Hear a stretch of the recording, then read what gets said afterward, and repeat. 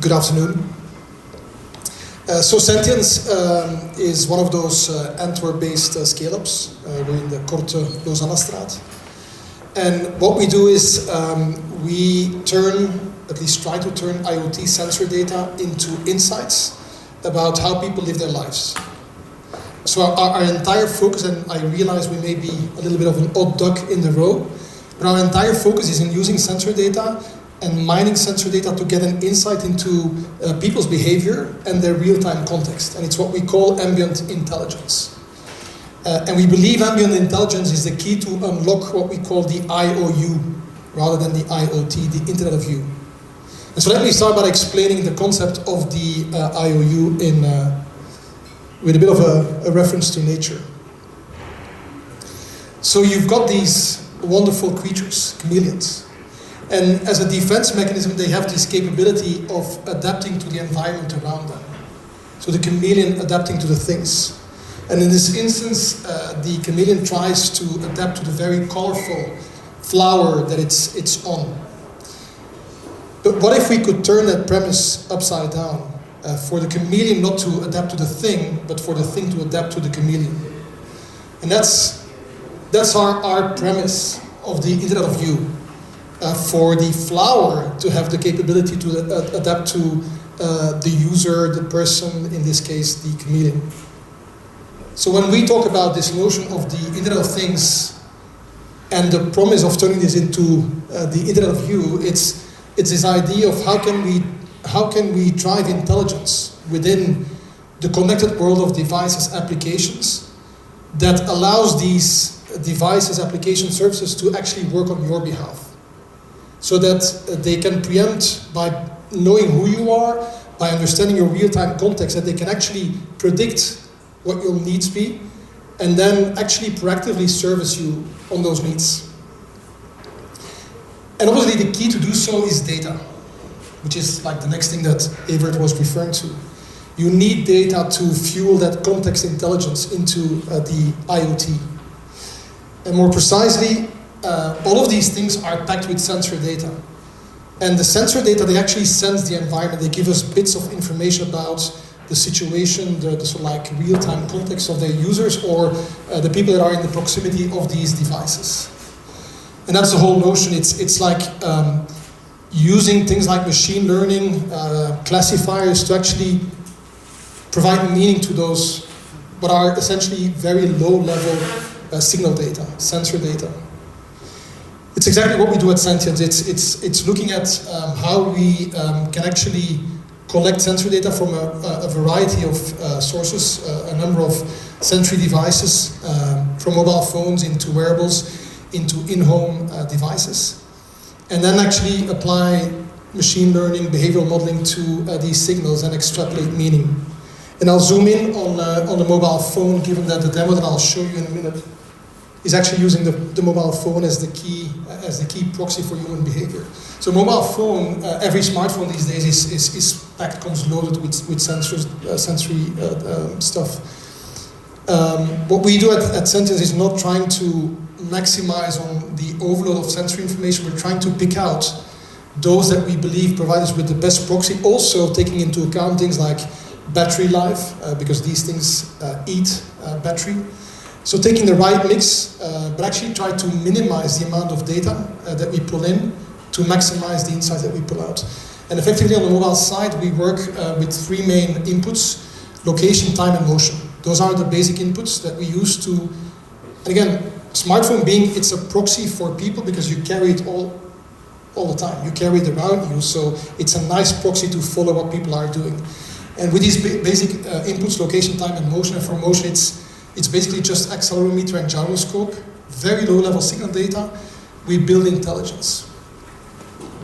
The intelligence that we build is really at three levels. The first thing we do is we translate the low-level signal data in what we call situational events.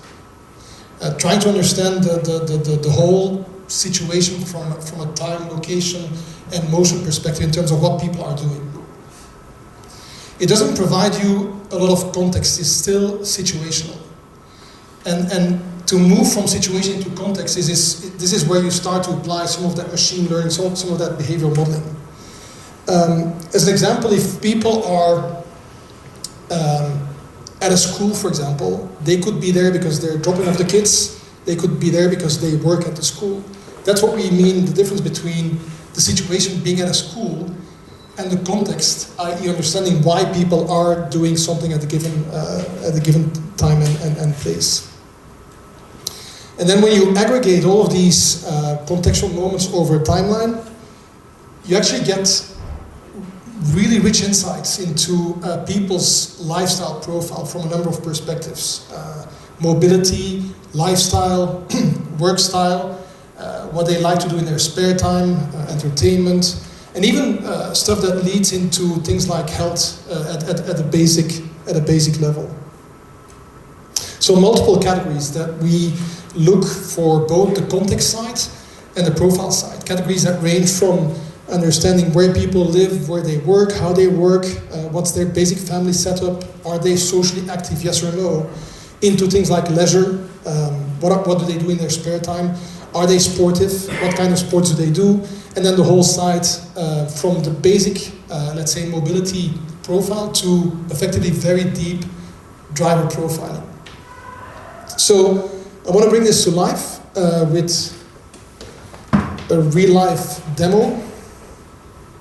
So I'll try to do it without the mic, but what you're seeing is it's not a simulation, it's actually a real-life visual representation of our test pool of users. So people are running around with our own application, our own mobile application called Journeys, where we have embedded an SDK within the application. And ultimately what it provides is a view, first of all contextual. I'll actually refresh it to make sure that it's got the latest view. You'll see it rebuilding. And first of all, the thing that we do is representing every dot is actually a live person in the real time now. In terms of their location, which is pretty basic, then giving us a perspective in terms of their context. What are all of these people doing at this very instant? And this is back to like the pyramid of events and moments that we try to depict on this table.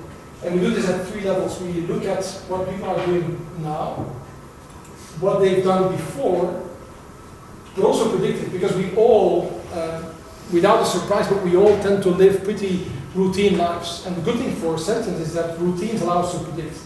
If you tend to commute to work at a certain time in the morning, then we can predict that you will commute to work, and the reverse. So actually, let's take a look at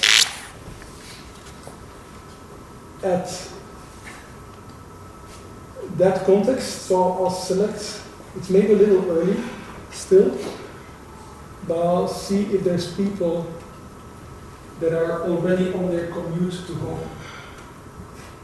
I see there's actually 2 people that just did their commute to home, but they're probably in a different time zone. No, there's actually a guy or a girl, we don't know, that is indeed in our time zone and that already has commuted to work. Let me select a different.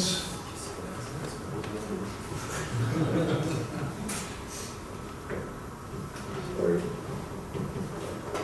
Let's see if there's in other time zones people that are still in their commute to work. It's a little hard to select. So now I've picked one that is on his way to work. He's in the US for those reasons, time zone. And then there's like a few, obvious things that you can see, because if he's now on his commute to work, then yes, his previous context was being at home, and his predicted context that he will get to work at some point. He's still in his morning routine. We have a notion of semantic time. Semantic time is whereby we distribute the day not in absolute time, but in a very individualized time concept, because we all have our own rhythm of daily life. Some of us are early birds, some of us are late night owls, and so we define like a semantic morning for every individual person. And if you're an early riser, then your semantic morning will maybe start at 6, versus if you're a late riser, your semantic morning will start at 9, irrespective of time zones. And again, the important thing is that a semantic time has a contextual meaning. It's the start of your day. If you would pick out a night worker, which, by the way, we can recognize within the system, his semantic morning in Belgium would start at 4 or 5 p.m. because it's the contextual start of his day. So the one dimension being like how you can actually track and provide meaning to real-time context of users. The second dimension is, remember back to the pyramid, is if you aggregate all of these behaviors over time, you get an insight into, let's say, the behavioral profile. How this given person, which we, by the way, only know or identify by Unicode, so we don't see any personal identifiable information, at least in our application. We see a number of perspectives with regards to his lifestyle. It's a person that if he commutes, he's in a long commute. However, we see him being an efficient and a legal driver. So meaning he's not aggressive, he keeps to the speed limits, and he's pretty efficient. He's like, I mean, again, using the same sensors, we can see by the brakes, by the acceleration and the intensity of those brakes and accelerations, how you drive. We know where he lives. He's a full-time worker. He's actually pretty limited in terms of like social activities, as he spends a lot of time at home all the time. And I could pick other people, like people that are still at work. It's a little hard to select one.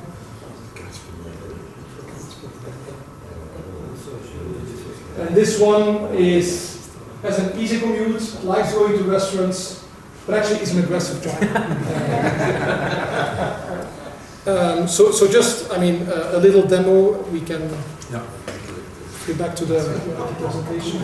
And this is where I reference to be maybe the odd duck, hopefully not the ugly duck, but the odd duck in the row, is that today our entire focus, as I mentioned, is on profiling human behavior. And we do this in B2B2C. So we offer technology to other companies that embed the technology to contextualize their consumer services. We have no applications as of yet in terms of like industry or logistics. Hence, it's an inspiration to you guys to maybe come up with some cool solutions. We definitely see it applying across multiple aspects of people's lifestyle, from the home where they live to their office and their work environment, but also to smart city. But again, smart city with the notion of providing smart citizen services, because you know the person, you know what the lifestyle, and you track real-time context. So for the city to be able to actually respond to the needs of the city user, which I actually like as a concept rather than the citizen, and every city user will have different needs depending on who they are and what user they are of the city, but also their real-time context. And so that's how we fit into applications like a smart city. And that's it. Just a brief burst of inspiration. Thank you.